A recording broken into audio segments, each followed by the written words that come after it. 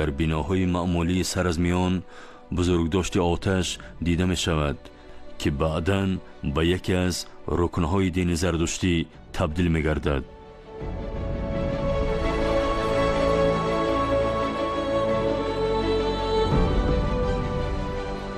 با گذشت هزاران سال یادگاری های زیاد و نقش دیوارهای کهن در سرازم باستان باقی ماندند که از قدمگاهی ابدی تاجیکان باستان شهادت می دهند.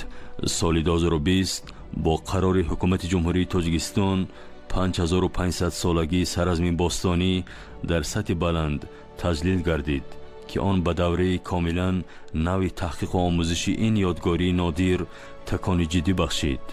به افتخار جشن 5500 سالگی سرازم در این موضع باستانی با اشتراک پیشوای معظم ملت محترم امام رحمان رمز سرازم که در بالای ستون پایه با بلندی 27 متر قامت افروخته است، این چنین آثارخانه تاریخی باستان شناسی سرازم با طرح و ارزش‌های معماری ملی بنیاد گردید. در آثارخانه سرازم نمونه‌های ارزشمند نگاره‌های تاریخی و بازیافت‌هایی که از شهر قدیمی سرازم ضمن گذرانیدن حفریات یافته شدند به معرض گذاشته شدند.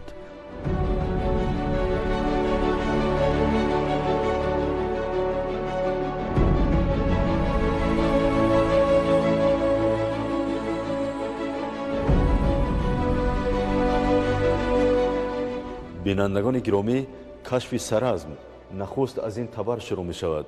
تیرماه سال 1976 از جانب ساکن این منطقه چنین تبر یافته می شود. بعد از آن پژوهش‌ها و کارهای حفریاتی در این منطقه آغاز می شود. بعد سال 1976 یعنی زمان اتحاد جماهیر شوروی تا به امروز کارهای حفریاتی در این منطقه ادامه داشته. با طفیل دستگیری‌ها و تشبث اقدام‌های اساسگذار صلح و وحدت ملی پیشوای ملت پرزیدنت جمهوری تاجیکستان محترم امام رحمان سرازم همچون یادگاری تاریخی و میراث کهن وارد کتاب یونسکو شده است.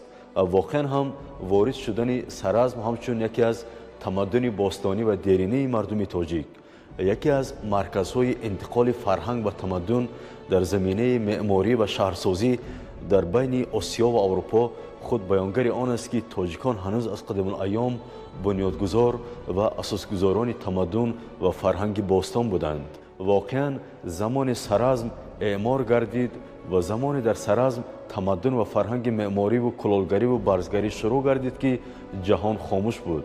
آغاز یک تمدن، آغاز یک فکر نو، آغاز یک تجارت و برزگری در سرازم شروع شد.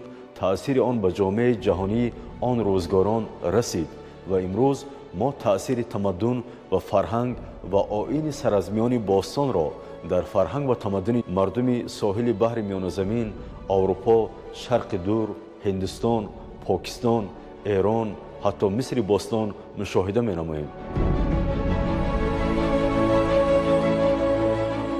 در درآمدگاه شهر باستانی سرازم به افتخار جشن 5500 سالگی این شهر قدیمه دروازه با خصوصیت‌های خاص معماری ملی بنیاد گردیده، راهروهای آن نیز سنگفرش شدند. دروازه سرازم گوشه تاریخ زنده ملت تاجیک بوده، با سنگ‌های قیمت‌بهای آرایشی نقشبندی شده. در آن رمزها و عکسی اسباب و اشیاءهای از سرازم باستانی دریافت گردیده تجسم یافتند. اینچنین خانه‌های سرازمیان قدیم بنیاد گردیده است که در آنها فرهنگ و سنت و رسم و آیین‌های خاص به شهرنشینان سرازم باستانی تجسم یافته است. اساسگذار صلح و وحدت ملی پیشوای ملت پرزیدنت جمهوری تاجیکستان محترم امام رحمان ضمن سفرهای کاری خود به سرازم باستانی سالهای 2003 و 2005 سرازم را خزینه طلایی تاریخ خلق تاجیک عنوان کردند. سرازم با بازیافت‌های نادر و با توجه خاصه باستانشناسان جهانی در بین یادگاری‌های عهد قدیم از جایگاه نمایان برخوردار بوده. این است که همه ساله مورد توجه عالمان و سیاحان خارجی قرار می‌گیرد. واقعا در زمان جهانی شدن در زمان گفتگوی تمدن‌ها و جنگ‌های اطلاعاتی هر قوم و قبیله و هر ملت جهان در تلاش آن است که فرهنگ و آیین خود را در زمان جهانی شدن فرهنگ به ساکنان جهان معرفی سازد.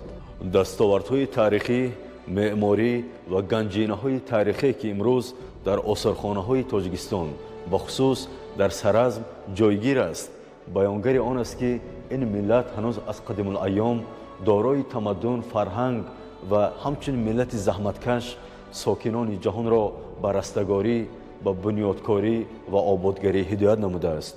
چنانه که پیشوای معظم ملت محترم امام الرحمن ساکنان تاجیکستان را به سوی آبادکاری و سازندگی دعوت می‌نمایند، همچون نماد و نشان و رمز راز ملت تاجیک خود پیشوای ملت ما نمونه عالی و حکمت جاودانه ملت تاجیک به شمار می‌روند.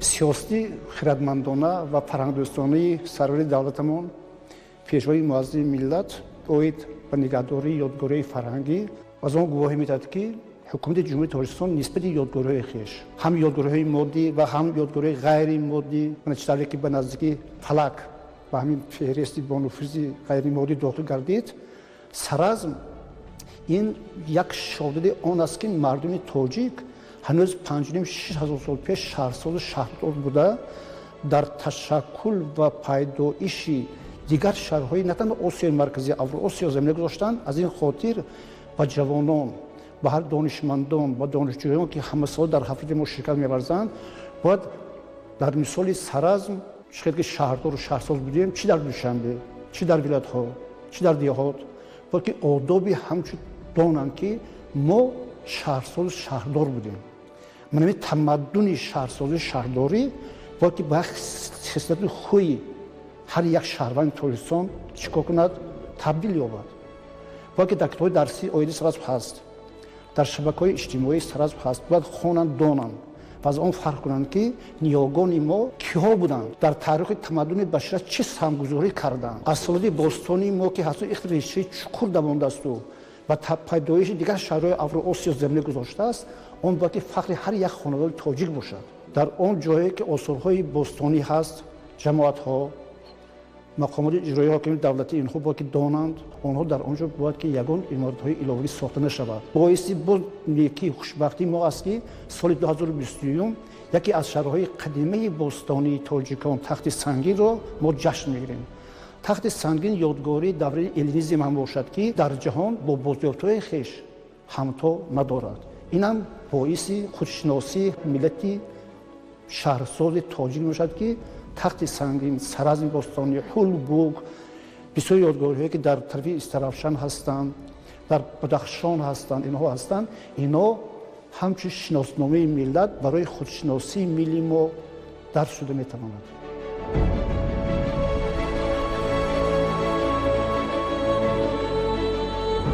در ممنوعگاه تاریخی و باستانشناسی سرازم برای مورخان و باستانشناسان وطنی و خارجی که با آموزش یادگاری‌های شهر قدیمی سرازم توجه دارند، مهمانخانه معاصر ساخته شده است. با سعی و تلاش‌های سیاست فرهنگ پرورانه پیشوای معظم ملت و تحقیقات سرشماری باستانشناسان داخلی و خارجی و حفریات بود که سازمان جهانی یونسکو سال 2010 سرازم را برای خط نادرترین یادگاری‌های فرهنگی عمومی بشری داخل نمود. بعد از این همه زحمت و تلاش از جانب پیشوای معظم ملت و حکومت جمهوری تاجیکستان، امروز سرازم باستان، یادگاری‌های پنجکند قدیم و دیگر مکان‌های تاریخی و فرهنگی ملت تاجیک به نقطه مهمترین جلب سیاحان و جهانگردان، تاریخ شناسان و عالمان علم حفریات، فرهنگ شناسان، انسان شناسان و مدنیت شناسان جهان تبدیل گردیده است. در اینجاست که مقامات اجرایی حاکمیت دولتی شهر پنجکند در راه ترمیم و تجدید و حفظ و نگهداری چنین یادگاری‌های باستان به طور شبانه روزی فعالیت نموده ایستاده است.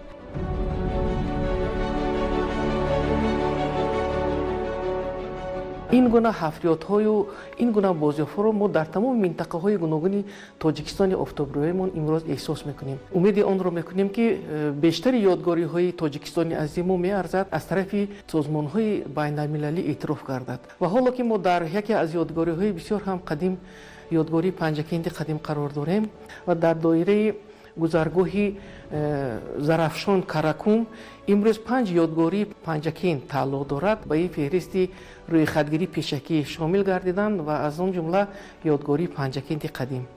مقصد اساسی هر کدام ما کارمندان علمی این پایگاه از آن عبارت است که باید که این یادگاری را ما امروز حفظ کنیم تا آن به آیندگان به میراث گذاشته شود. ما اهل دانندگان، اهل فرهنگ، عالمان، همه آنهایی که از این کشور، از این دیار، از این فرهنگ افتخار دارند باید سرجم باشیم برای آموزش، برای تحقیقات و برای نگهداشت این یادگاری ها کمر همت بندیم، زیرا پیشوای معظم ملت پیوسته در برآمدهای خود تاکید میکنند که ما باید این تاریخ را آموزیم، آن را حفظ کنیم و آن را به آیندگان به میراث گذاشته توانیم.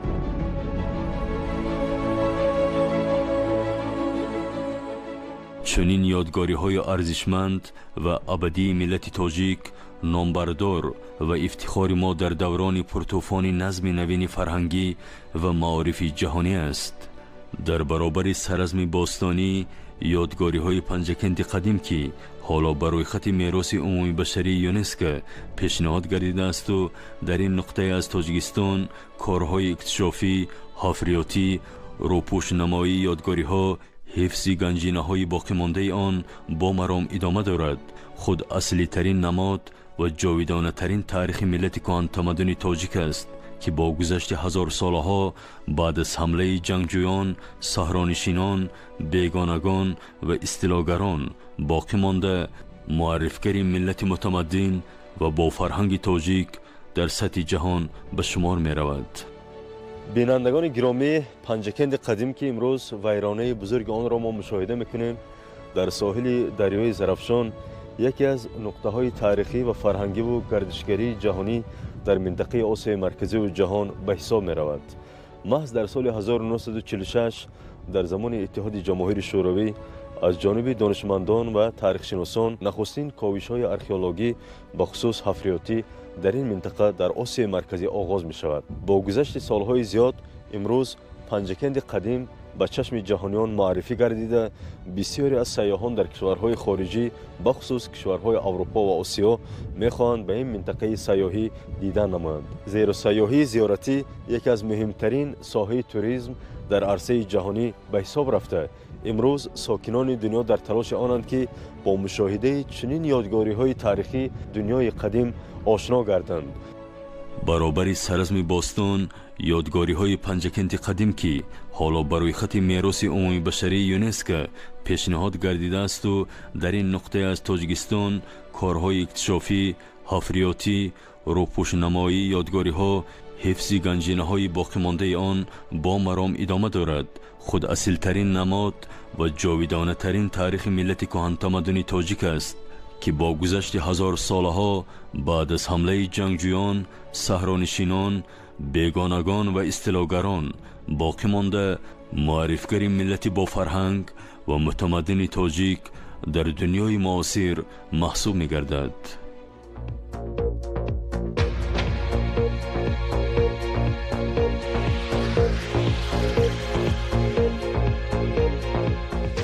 در زمان صاحب استقلالی مملکت در برابر تحکیم هویت و مفکوره ملی، ملت تاجیک با عنوان ملت دارای تمدن و فرهنگ کهن به سراسر عالم معرفی شده. امروز در اساس دستاوردهای بزرگ زمان صاحب استقلالی مملکت، ساکنان جهان جمهوری تاجیکستان را همچون دولتی دارای ارزش‌های بزرگ فرهنگی و تاریخی و صلح‌های سیاره می‌شناسند و اعتراف می‌کنند. با امید آبادی وطن، سعادت ساکنان تاجیکستان، خدمت برای حفظ شرف پاک انسانیت، اینجا برنامه تاجیکستان و جهان به پایان می‌رسد. همیشه هم قدم وحدت و اتحاد باشید، زیرا اتحاد ما این قدرت ماست.